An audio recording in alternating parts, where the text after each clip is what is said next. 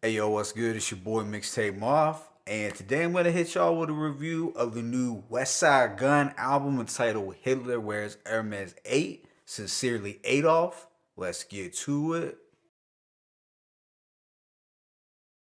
Alright, so Westside Gunn, the curator and creative genius of the Griselda movement, is back on the scene with his first project of 2021. This new album is the 8th installment to his celebrated Hitler Wears Hermes series. It must be noted that this is a double album that is being released as two separate sides. What we have out now is side A, and he plans to drop side B on Halloween. So side A contains 13 tracks and lasts approximately 40 minutes. It is flooded with some pretty impressive features. We have Double A Rashid, Stove God Cooks, who appears multiple times.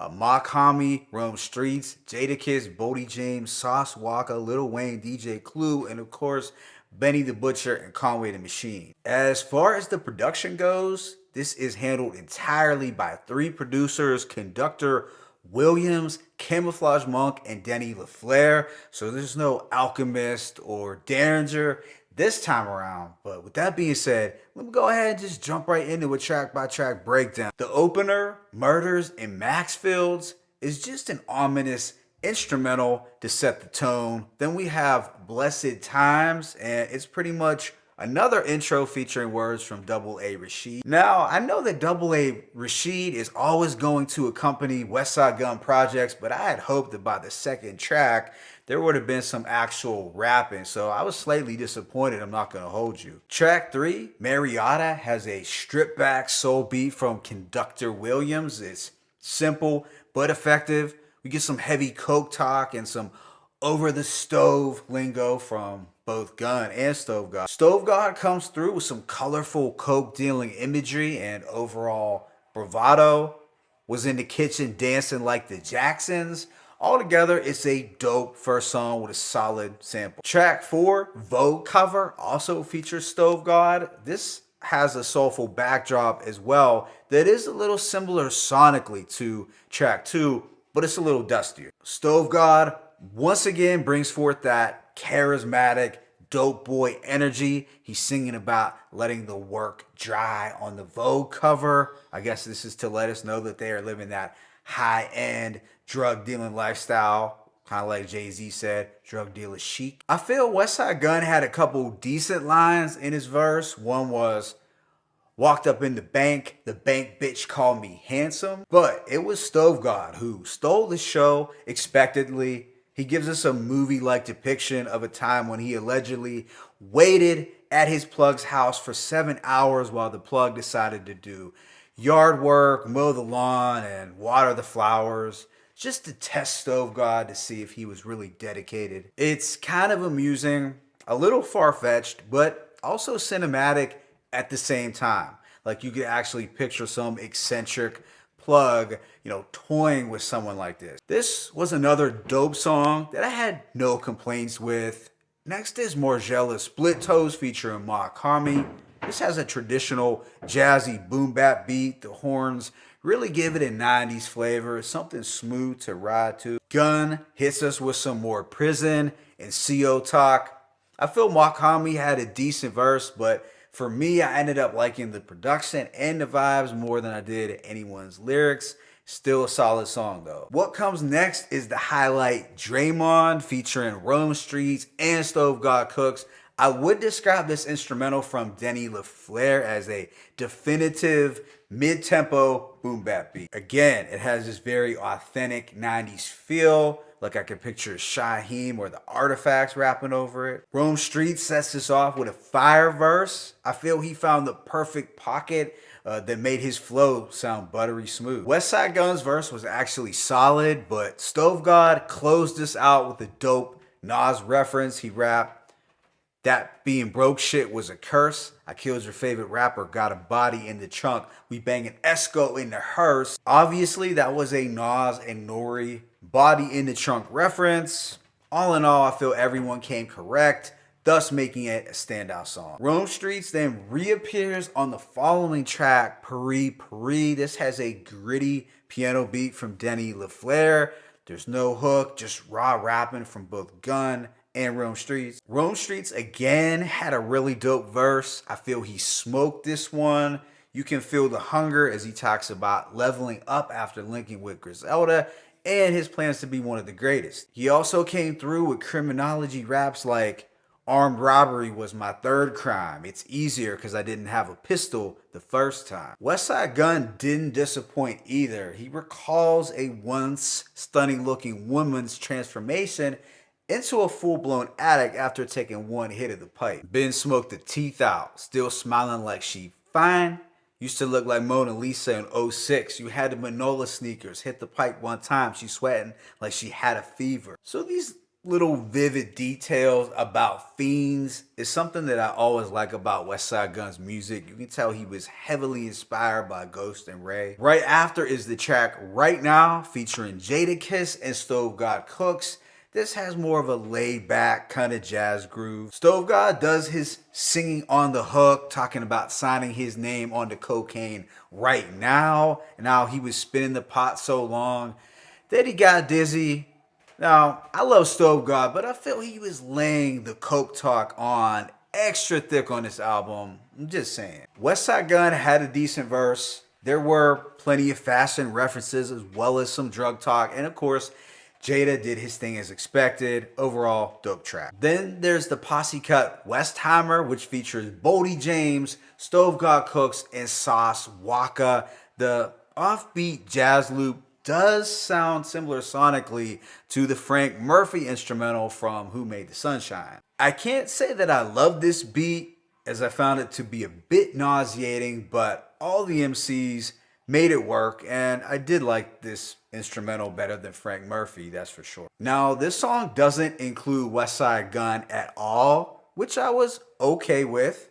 Stove God sets this off screaming, "Money ain't a thing," in my whole voice. He also has a Barry Sanders line that was pretty clever too. I suppose Bodie James's verse was technically good, but it didn't stand out to me as much as Stove God's did. But ultimately, Sauce Waka was the MVP of the track. Now, Sauce Waka has been nice for a long time.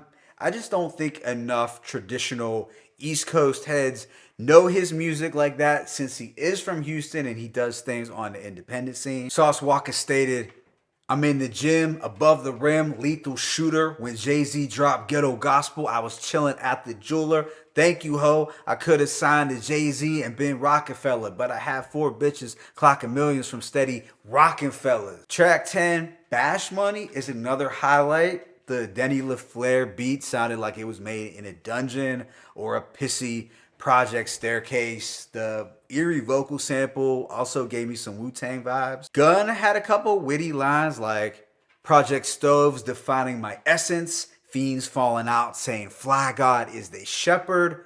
Wow, the blasphemy. Now, Lil Wayne actually sounded better here than he has in recent memory. I can't say that I'm the biggest Wayne guy after Carter 2, but he did kill this beat, no question about it. I just like how he was rapping in a normal cadence, like the old Lil Wayne, before all the alien vocal inflections and the fast-paced Eminem style rapping and the auto-tune. The reality is, Westside Gunn just has a knack for bringing out the best in folks. Take Tyler the Creator, for instance, and now Lil Wayne with this verse. The following track, Claire's Back, is a 2-part song. The first beat, which features words from DJ Clue at the beginning, has a foggy boom bap feel. It's solid, but nothing too interesting. Plus, I feel Westside Gunn stretches it out too long by arrogantly mentioning all his riches. It just drags on a little longer than it needed to, but thankfully there is a beat switch, but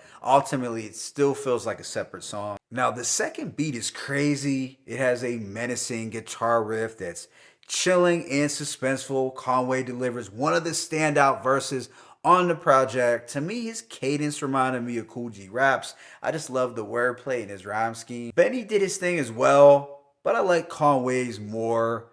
He rapped, "I'm the butcher. Guys load up their Glocks when they heard me. I'll make December 25th feel like Friday the 13th. Thought that was pretty hard. The second to last track is Spoons featuring Conway. So fans of Hall and Nash should likely enjoy the back and forth that Conway and Gunn have here. It just shows that their chemistry is still very much intact. As far as the instrumental, I thought the dreamy soul beat from Conductor Williams was solid. It's not quite Holland Nash level soul, but it worked. Then the album comes to a conclusion with 716 Mile featuring Bodie James. This has a rich and psychedelic backdrop courtesy of Camouflage Monk. It's a little hazy and atmospheric. I feel Bodie James had a decent verse, but it's not one of my favorite songs. I don't feel it's lackluster either. Overall, I give this album a rating of a strong 3.5 mics. You wouldn't be wrong if you have this as a 4 mic album.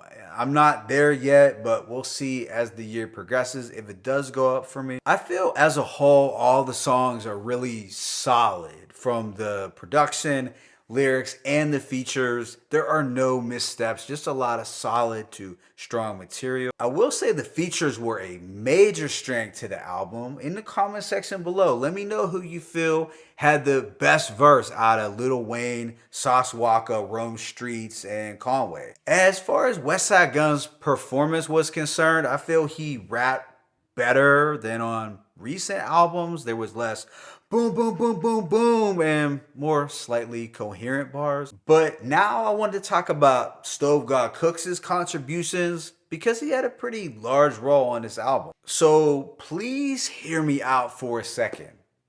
I like Stove God as an MC.